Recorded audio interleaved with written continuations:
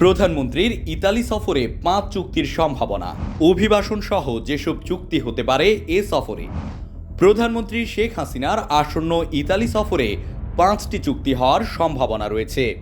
এর মধ্যে অভিবাসন, জ্বালানি, সাংস্কৃতিক সহযোগিতা, প্রতিরক্ষা এবং আইসিটি ও সাইবার সিকিউরিটি বিষয়ক চুক্তি সই নিয়ে দুই পক্ষের মধ্যে আলোচনা চলছে। এছাড়া ২৪ থেকে ২৬শে জুলাই তিনি রোমে অনুষ্ঠেয় ফুড সিস্টেম সামিটে মূল অনুষ্ঠানে বক্তব্য দেবেন। ইউরোপের বড় দেশ ইতালি সফরকে কৌশলগতভাবে গুরুত্বপূর্ণ বলে মনে করছেন বিশেষজ্ঞরা। তাদের মতে এর ফলে দ্বিপক্ষীয় সম্পর্কের ক্ষেত্রে বড় ধরনের ইতিবাচক প্রভাব পড়বে।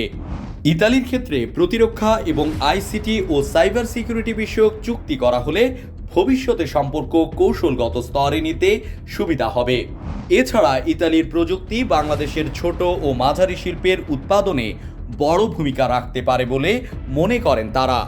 এ বিষয়ে বিশেষজ্ঞরা বলছেন, ইতালির সঙ্গে সহযোগিতার অনেক সুযোগ রয়েছে। উৎপাদন খাতে ওই দেশে মাঝারি মানের বিভিন্ন প্রযুক্তি রয়েছে এবং সেগুলো যদি বাংলাদেশ সংগ্রহ করতে পারে তবে উৎপাদন খাতে বড় ধরনের সুযোগ তৈরি হওয়ার সম্ভাবনা আছে। এছাড়াও বাংলাদেশের ছোট ও মাঝারি শিল্প বিকশিত হচ্ছে।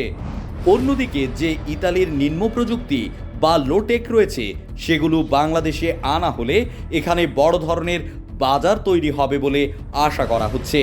উল্লেখ্য, জাতিসংঘ খাদ্য ব্যবস্থা শীর্ষক শীর্ষ সম্মেলনে যোগ দেওয়ার জন্য ইতালি যাবেন প্রধানমন্ত্রী শেখ হাসিনা।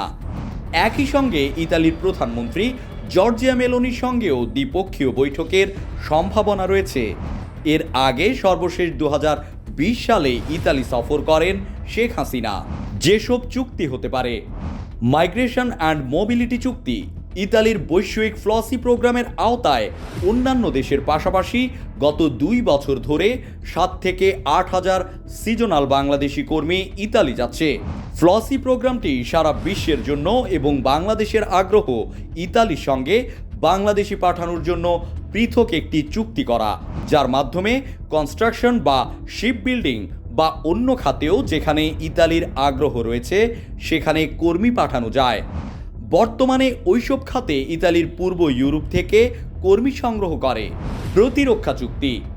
সম্প্রতি বাংলাদেশ ও জাপানের মধ্যে প্রতিরক্ষা চুক্তি হয়েছে, যার অধীনে প্রশিক্ষণ, জাতিসংঘ শান্তিরক্ষী সক্ষমতা বৃদ্ধি, ক্রয় সহ অন্যান্য বিষয় রয়েছে। ইতালির সঙ্গে বাংলাদেশের প্রতিরক্ষা চুক্তি করার বিষয়টি আলোচনায় রয়েছে। যদি ইতালির সঙ্গে প্রতিরক্ষা চুক্তি হয় তবে ইউরোপের দ্বিতীয় কোনো দেশের সঙ্গে বাংলাদেশ এ ধরনের চুক্তি করবে। এর আগে ২০২১ সালে ফ্রান্সের সঙ্গে বাংলাদেশ প্রতিরক্ষা চুক্তি করেছে।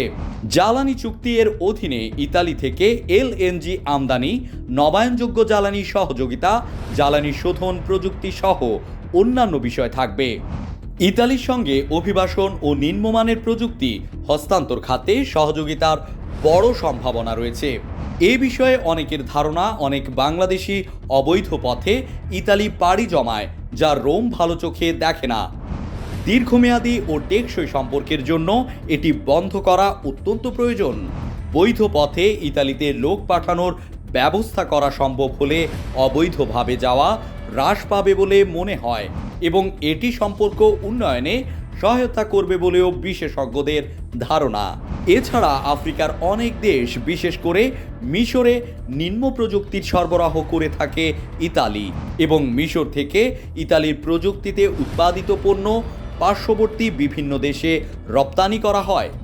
বাংলাদেশে যদি ইতালির প্রযুক্তির পণ্য উৎপাদন করা সম্ভব হয় তবে অভ্যন্তরীণ বাজারের পাশাপাশি সেগুলো নেপাল, ভুটান এবং উত্তর পূর্ব ভারতের রাজ্যগুলোতে পাঠানো সম্ভব হবে।